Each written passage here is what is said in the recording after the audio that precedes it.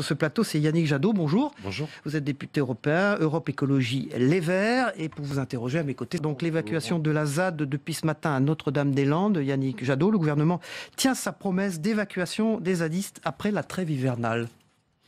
Je regrette cette précipitation du gouvernement. Le gouvernement a été exemplaire depuis le début, avec l'abandon du projet, une logique d'apaisement sur place, parce qu'on sait qu'il y a toujours le risque de cristallisation de violence, et puis la mise en place d'un processus de concertation où les occupants résistants jusque-là, jusqu'à l'abandon du projet, deviennent des occupants avec des projets agricoles, des projets artisanaux, des projets culturels.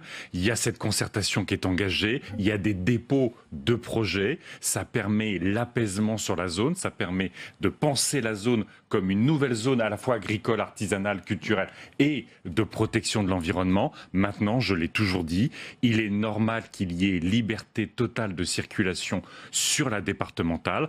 Donc il fallait trouver quelques semaines de plus, après des années de résistance, Yannick, quelques semaines de plus. Mais pourquoi quelques semaines de plus? On ne comprend pas dans votre argumentaire. Parce que quand des personnes ont été pendant des années en résistance, imaginez qu'en quelques semaines, il y ait un retournement complet d'imaginaire, de logique collective, c'était difficile. Alors il y a un certain nombre de zadistes qui sont durs, il ne faut pas se voiler la face, mais j'aurais préféré quelques semaines de plus pour que finalement on libère totalement la zone et on pense la réoccupation ou le projet Notre-Dame-des-Landes agro-environnemental de manière apaisée. J'ai toujours peur de la cristallisation Yannick de la Jadot, violence. le gouvernement justement dit fait la distinction entre ceux qui ont des projets agricoles et ceux qui n'en ont pas, et va s'attaquer à une centaine sur 300 militants qui eux n'en ont pas.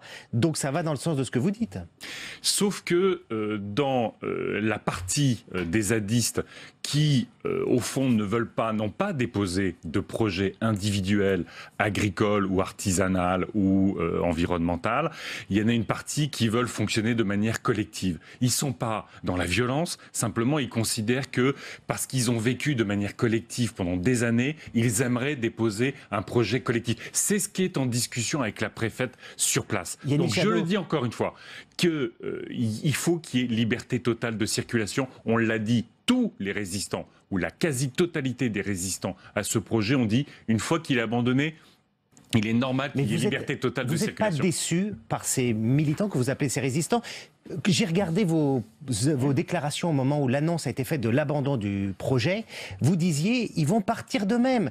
Ils apparaissaient comme des militants anti-aéroport. Aujourd'hui, ils apparaissent comme des jusqu'au-boutistes. Vous avez dit vous-même, il faut distinguer tous ceux qui aujourd'hui rentrent dans une logique constructive de projets sur place, qui ont été des résistants. C'est les paysans historiques, c'est les nouveaux paysans, c'est des occupants qui sont en train, dans le processus de concertation installé par l'État, ils sont en train de passer à la logique de la résistance à un projet de vie collectif sur place. Il y a des résistants durs qui occupaient la départementale. Je dis encore une fois qu'il est normal que rapidement, cette départementale, il y ait liberté totale de circulation. Ce que je crains, c'est qu'à un moment donné, justement parce qu'il y a des résistants ou des zadistes durs, il y a une cristallisation de la violence du fait de l'intervention des forces de l'ordre et que j'aurais préféré quelques semaines de plus, le temps que tous les processus de concertation aient été menés à terme pour que justement ce changement de culture s'opère sur place. Fabrice Est-ce que Vesser-Renaud. finalement, c'est pas sans fin, cette histoire? Non, c'est pas sans fin, parce que le projet est abandonné, parce que la quasi-totalité de ceux qui occupent les terres à Notre-Dame-des-Landes sont dans ce processus de concertation, ce processus de construction d'un projet agricole, artisanal et environnemental, qui a incontestablement une poche de résistance. Mais cette poche de résistance était en train de se réduire. J'aurais préféré que le gouvernement attende encore un peu, plutôt que de vouloir aussi donner l'impression, du point de vue de la communication, qu'il était capable de mettre un taquet aux zadistes. Yannick Jadot, ce matin, le ministre de l'Intérieur, Gérard Collomb, annonce qu'il y a un gendarme blessé gravement à l'œil.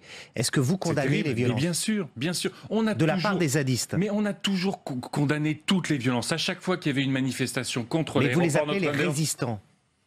Non, parce que c'est des gens qui, sur place, à un moment donné, ont participé à une résistance. Je le répète, il est normal qu'il y ait liberté totale de circulation sur place. Il y a un processus de concertation qui participe de l'apaisement de la zone. Et j'aurais préféré que ces dernières poches de résistance, qui sont un peu anti-système, il faut le dire aussi, s'affaissent d'une certaine façon d'elles-mêmes et qu'il n'y ait pas de violence. Ce que je redoute, c'est évidemment qu'il y ait soit des gendarmes, soit des personnes sur place qui soient blessées. Je redoute ça plus que tout. Et alors ces résistants, vous leur passez quel message ce matin?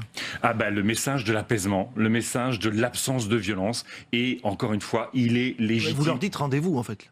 Je leur dis que ce qu'on dit depuis le début, depuis l'abandon du projet Notre-Dame-des-Landes, il est normal qu'il y ait liberté totale de circulation sur cette départementale-là et qu'ils ne peuvent plus bloquer les routes. Ça, c'est évident. On leur a dit depuis le début, il n'est plus possible de bloquer des routes alors qu'il n'y a plus de projet d'aéroport. En revanche, vous êtes d'accord avec le fait qu'il y ait des occupations illégales dans des maisons construites sur place ? Alors ça, justement, ça c'est le processus de concertation. Et pour le coup, et j'espère que l'intervention des forces de l'ordre et du gouvernement n'ira pas jusqu'à ces lieux de vie, parce que là, ça serait en contradiction totale avec le processus. Quarantaine d'édifices précaires détruits, annonce le oui, ministre mais de si, l'Intérieur. encore une fois, si on est sur la route doit être évacuée d'une façon ou d'une autre. Je regrette que ça se fasse de cette manière-là. Mais la route doit être évacuée.